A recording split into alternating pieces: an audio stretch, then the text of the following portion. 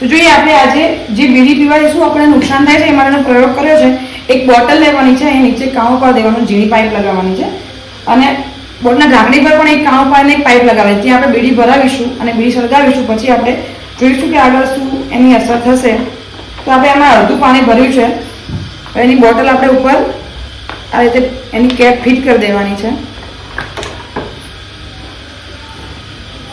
પહેલાં બોટલના નીચે રૂ લગાવીશું એટલે આપણને ખ્યાલ આવશે કે રૂમાં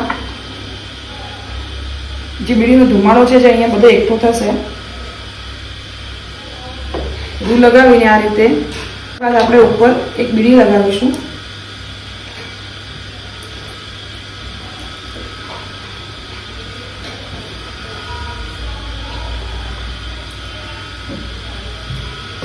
હવે આ બીડીને સળગાવીશું.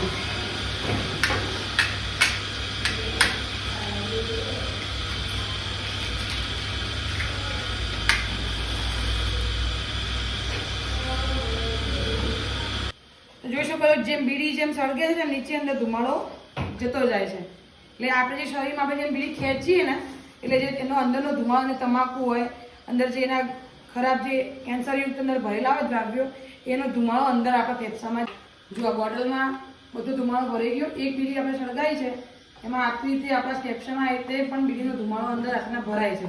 હવે આપણે જોઈએ કે ઉપરની કેપ કરીને અંદરના રૂમનું શું થયું છે.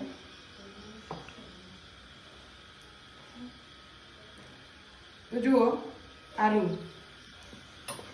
એક બીડીમાં આટલો ભાગ બગડ્યો. કેમ ના બગડ્યો? તમારા ફેફસામાં પણ આ જ થાય. તમે એક બીડી પીવો તમારે આટલું ફેફસું બગડે. રોજની લોકો 4, 5, 10, 15 પીતા હોય તો એની હાલત શું આવે?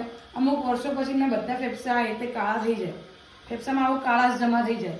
એ કાળાશ જમા થાય તમે શ્વાસ જ ના લઈ શકો. એક સમય એવો આવે કે તમારા ફેફસા બિલકુલ કામ કરતા બંધ થઈ જાય.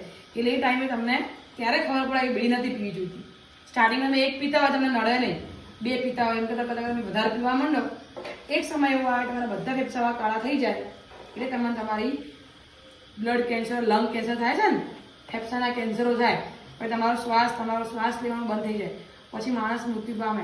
જો માણસ મરી જાય તો બરાબર છે, પણ અમુક માણસ હેરાન થતા હોય છે.